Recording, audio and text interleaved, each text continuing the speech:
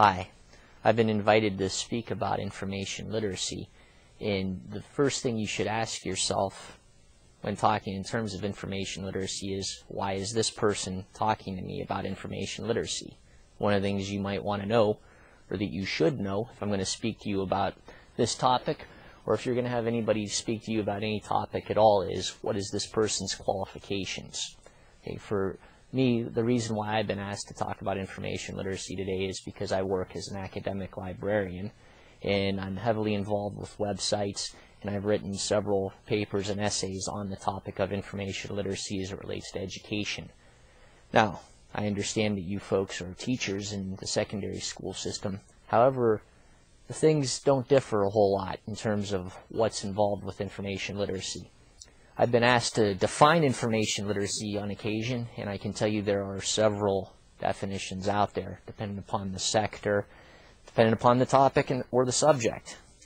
But I prefer to look at information literacy in terms of components. And for me, components are information literacy equals critical thinking and effective research. Those two things.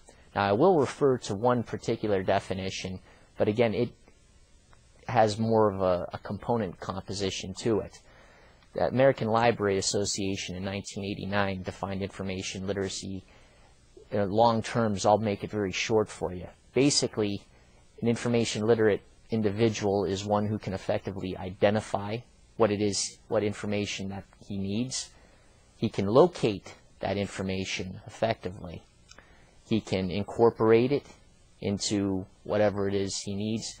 And before that incorporation aspect, actually, he can evaluate it, which is where your critical thinking, once again, really comes into place.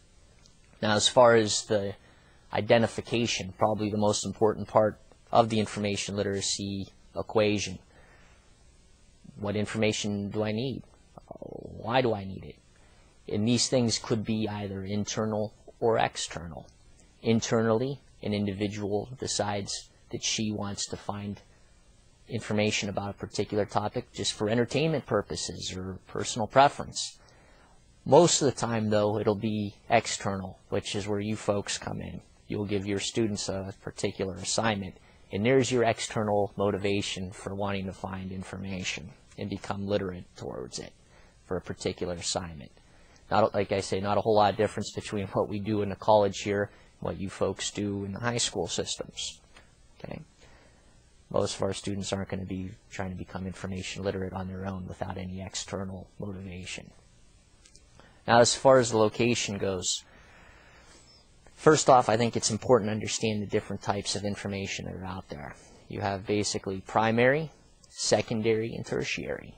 Now, primary information is that which the individual comprises himself, generates himself. Original research, field observation, surveys, interviews, things of that nature. There's no middleman between the person who generated the information and the data itself. That person is in direct relation to it. Secondary information has a middleman. Now you're dealing with articles out of journals or magazines, books, websites, things of that nature.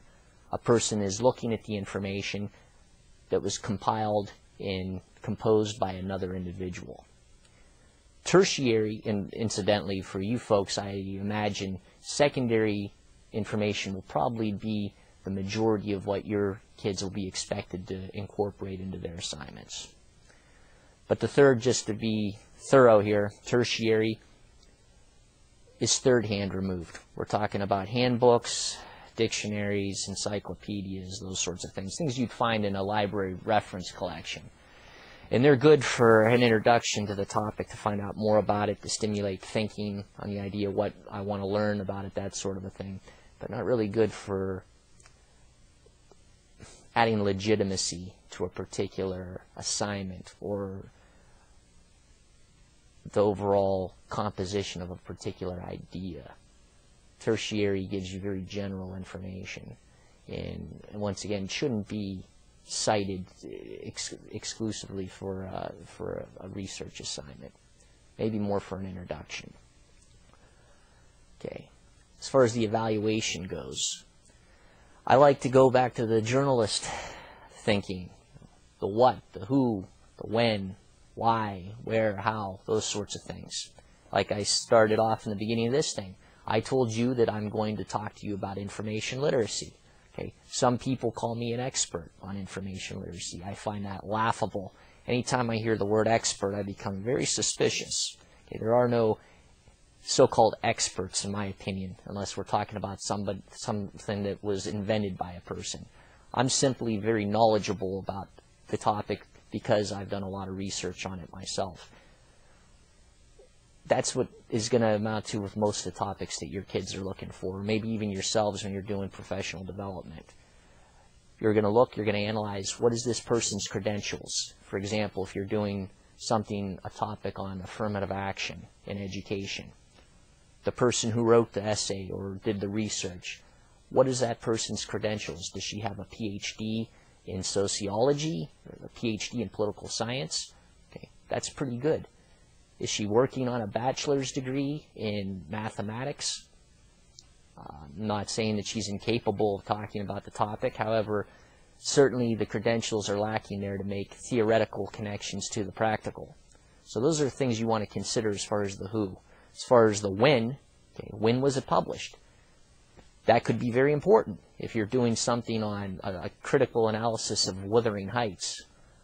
This particular essay was published in 1969. Does that really make a difference? No. I seriously doubt, if anything, they've discovered any missing pages from the text between now and then.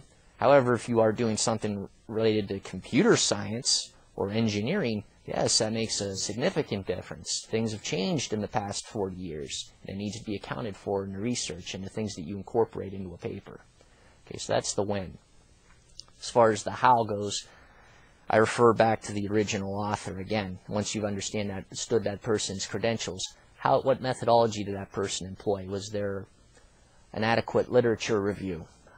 Again, the secondary sources of information. If there was primary research that the person did, what methods did that person employ? What did he or she account for all the different possibilities that might be involved in analyzing that topic effectively?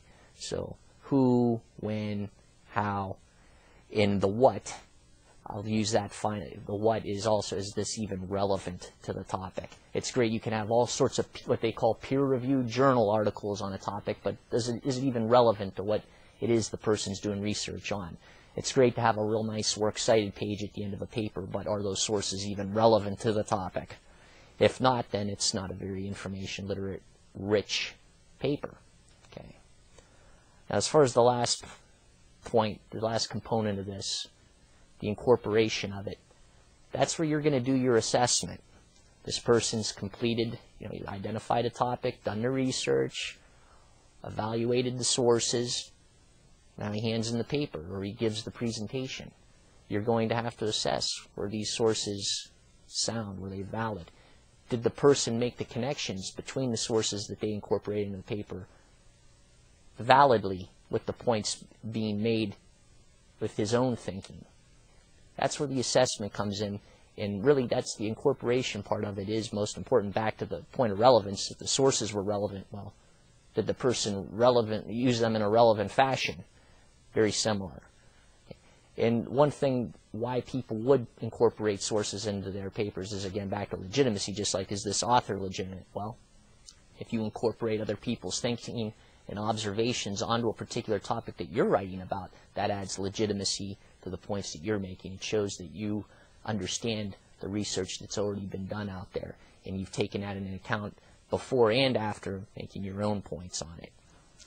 So that's information literacy, one view, one perspective on it. If you have any other questions, there's plenty of resources out there on the web to give you different perspectives. You're always welcome to go to your local library, be it an academic or a public one, and there's always people there that should be able to talk to you about the topic of information literacy. Again, I hope this was helpful, and I wish you good luck in your information literacy endeavors.